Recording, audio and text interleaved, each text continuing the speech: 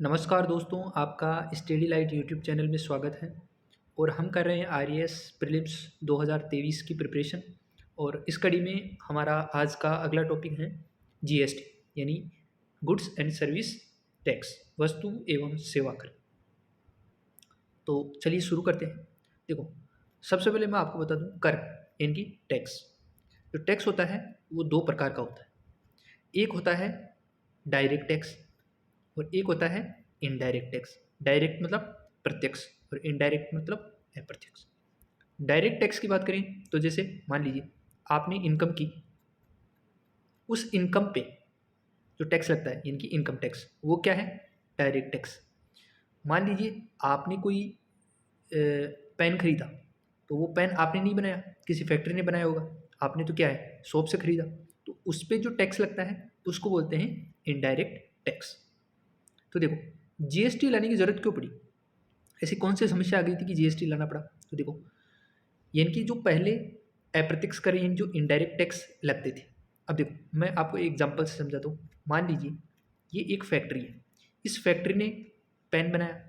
Pen बनाने के बाद में इसमें क्या किया, अपना प्रॉफिट जोड़ा, और प्रॉफिट जोड़ के इसने क्या किया, आगे सेल किया, जो कि होलसेलर की शॉप पे इसने सेल कर दिया।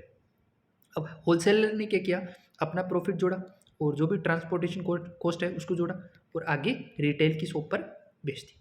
अब रिटेल की शॉप से हम क्या करते हैं, जो भी कंज्यूमर होता है वो रिटेल की शॉप से खरीदता है। तो मान लीजिए हमने वो पेन खरीदा, वो पेन खरीदा, तो इस पेन पे जो भी टैक्स लगता था वो इस कंज्यूमर पे लगता था।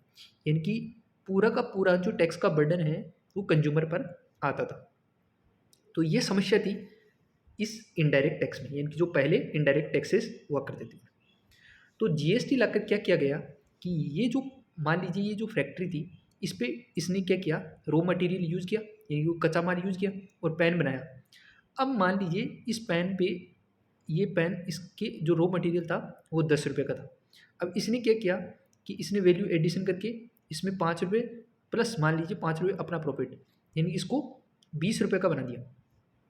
अब देखिए जो टैक्स लगेगा इसके, ये जो वैल्यू ऐड किया इसने 5 रुपये और 5 रुपये प्रॉफिट की, यानी कि 10 रुपये, इसके टैक्स लगेगा इस 10 रुपये पे। 10 रुपये पे टैक्स लग गया। इसके बाद भी ये क्या करेगा, होलसेलर पे बेच देगा। कितने रुपए में? 20 रुपये में। अब इस होलसेलर ने क्या किया, इसमें अपना प्रॉफिट 5 रुपये और 5 रुपये ट्रांसपोर्टेशन कॉस्ट जोड़ दी और इसको बना दिया 30 रुपये का। तो इसके जो टैक्स लगेगा वो 5 + 5 यानी 10 रुपये पे टैक्स लगेगा। और इसने सेल कर दिया रिटेल की शॉप पे 30 रुपये में।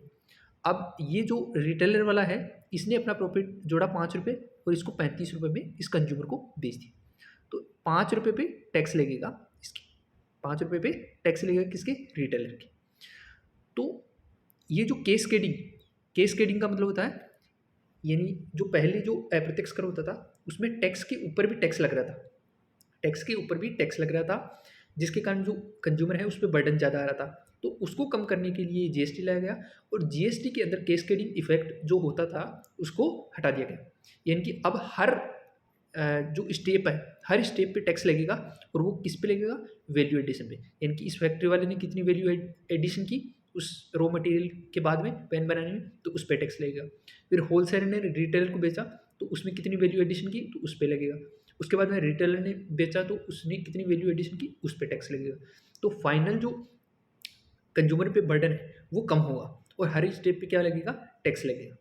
तो इसलिए ये जीएसटी लाया गया। आई होप कि ये आपको समझ में आया होगा। जैसे मैंने बताया कि ये अप्रत्यक्ष कर है। सबसे पहले तो जीएसटी आपसे पूछे कि क्या है, कैसा कर है? अप्रत्यक्ष कर है। इसको क्यों लाया गया? कैस्केडिंग इफेक्ट को दूर करने के लिए। मैंने बताया कैस्केडिंग इफेक्ट क्या होता है, जो टैक्स के ऊपर जो टैक्स लगता था उसको दूर करना ही कैस्केडिंग इफेक्ट कहलाता है। अब बात करें कि जीएसटी की क्या ये जो आया है, इससे पहले भी कई बार इस लाने की चर्चा हुई है। तो देखो, इसकी अनुशंसा पहली बार विजय केलकर टास्क फोर्स 2003 में बनाया गया था। उन्होंने रिकमेंड किया था कि जीएसटी लाना चाहिए। इसके बाद में देखिए, इसके बाद में वर्ष 2006 के अंदर जो सरकार थी उन्होंने भी घोषणा की थी, जो केंद्र सरकार थी उन्होंने घोषणा की थी कि जीएसटी लाया जाएगा। लेकिन जो राज्य सरकारें हैं उनके बीच में सहमति नहीं बन पाई थी। अब क्यों नहीं बन पाई थी, या आगे हम समझेंगे कि राज्य सरकारें क्यों जीएसटी के लिए मना कर रही थी। क्योंकि जीएसटी लाने से राज्य सरकारों को ये डर था कि उनका जो टैक्स का कलेक्शन है वो कम हो जाएगा, इसलिए वो इस चीज़ से सहमत नहीं थी कि जीएसटी लाया जाए। अब आपसे एक क्वेश्चन पूछा जाए कि जो भारत में जीएसटी लाया गया है वो कब लाया गया है और किस संविधान संशोधन से लाया गया। तो सबसे पहले तो आपको याद रखना है कि 101वें संविधान संशोधन 2016, 101वें संविधान संशोधन 2016 के तहत भारत में जीएसटी लागू किया गया। और कब लागू किया गया? 1 जुलाई 2017। 1 जुलाई 2017 को 101वें संविधान संशोधन 2016 के तहत भारत में जीएसटी लागू किया। जीएसटी के तहत केंद्र सरकार ने कुछ नियम पारित किए थे, यानी कुछ कानून बनाए थे। वो कौन कौन से कानून थे? पहला कानून था सीजीएसटी, यानी कि central goods and services tax act 2017, जिसको शॉर्ट में बोलते हैं सीजीएसटी। फिर है आईजीएसटी, यानी कि integrated goods and services tax act 2017। इसके बाद में तीसरा है union territory goods and services tax act 2017। और चौथा है GST compensation to states act 2017। तो 4 एक्ट तो केंद्र सरकार ने पारित की। इसके अलावा राज्य जितनी भी राज्य सरकारें थी उन्होंने विधानसभा में स्टेट जीएसटी एक्ट यानी कि एसजीएसटी पारित किया था। तो ये 5 कानून पारित किए गए थे जीएसटी लागू करने के समय। और एक जीएसटी परिषद बनाई गई थी, जीएसटी काउंसिल। इसको आगे हम डिस्कस करेंगे डिटेल में। जीएसटी का काम क्या है? जो भी जीएसटी पे जितनी भी चर्चाएं होती है या जो भी डिसीजन लेना होता है वो जीएसटी परिषद यानी जीएसटी काउंसिल ही लेती है। अब बात करते हैं जीएसटी की कुछ विशेषताओं की। तो देखो, केंद्र सरकार एवं राज्य सरकार के अधिकतर अप्रत्यक्ष कर, यानी जितने भी जो पहले अप्रत्यक्ष कर हुआ करते थे उनको इस जीएसटी के अंदर शामिल कर दिया। हाँ, कुछ अप्रत्यक्ष कर हैं जैसे पेट्रोलियम है, इनको अभी बाहर रखा गया है, यानी आगे इन फ्यूचर में इसको जीएसटी में शामिल कर लिया जाएगा, लेकिन फिलहाल के लिए अभी बाहर है।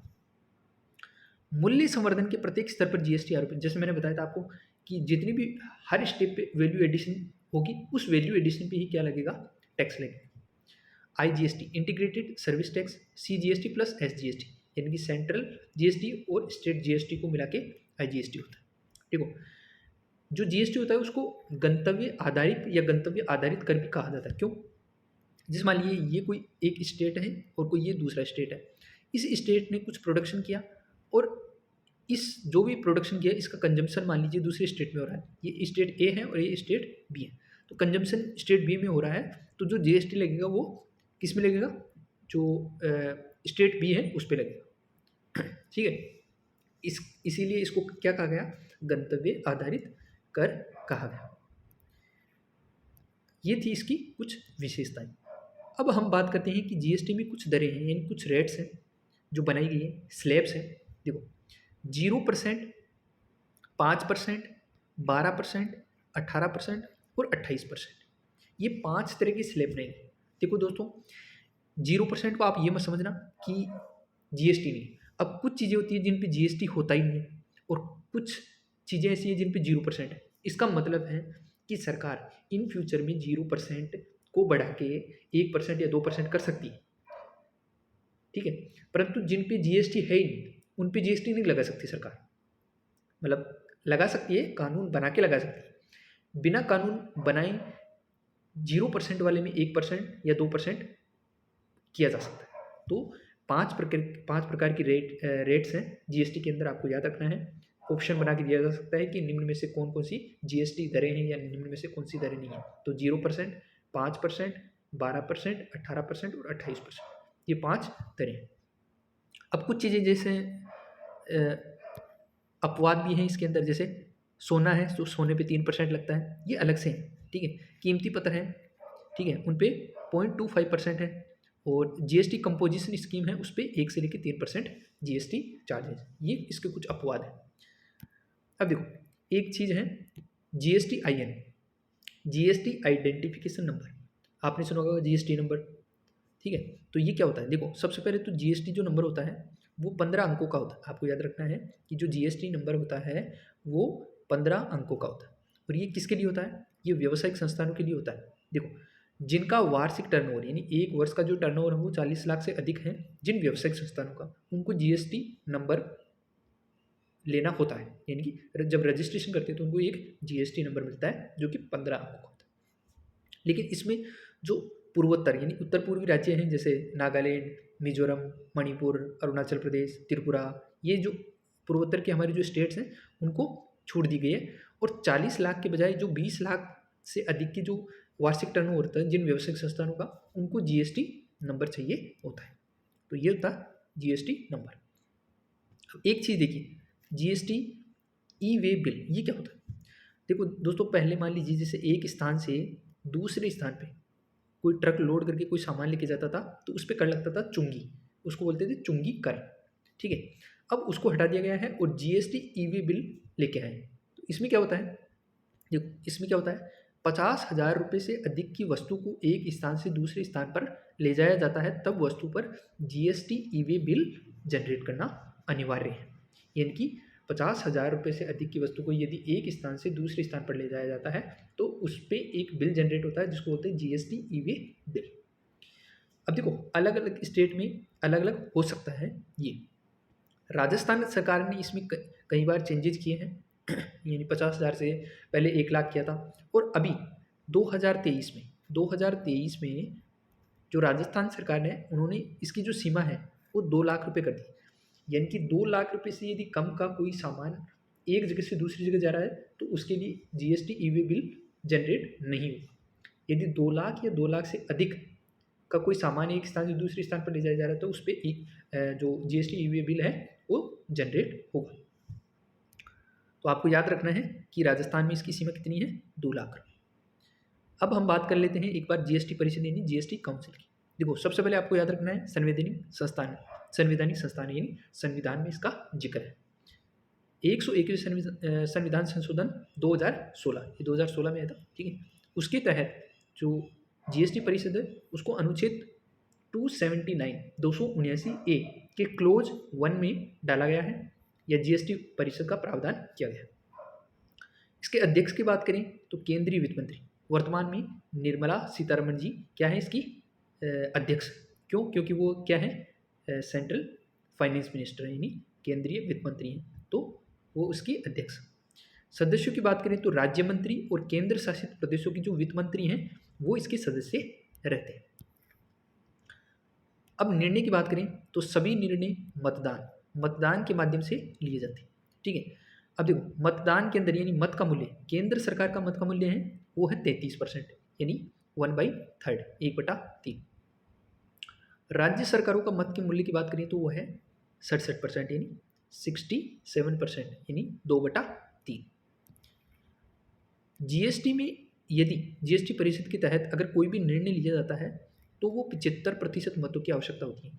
यानी मान लीजिए जैसे कि जो 0% वाली स्लैब है उसको मान लीजिए 2% करने का निर्णय किया, तो वो 2% का निर्णय तभी पूरा होगा जब 75% मत पूरे होंगे। यानी कि कहने का मतलब देखिए आप, यानी कि केवल केंद्र सरकार या केवल राज्य सरकार, केवल केंद्र सरकार भी ये निर्णय पूरा नहीं कर सकती क्योंकि केंद्र सरकार के पास केवल 33% है और चाहिए कितना, 75%। और जो पूरे राज्य हैं उनके पास मिला के 67% है, तो पूरे राज्य मिलके भी कोई डिसीजन नहीं ले सकते। यानी केंद्र और राज्य दोनों मिलके ही जीएसटी में अगर कोई निर्णय लेंगे तो वो फाइनल होगा, यानी कि 75% की आवश्यकता रहती।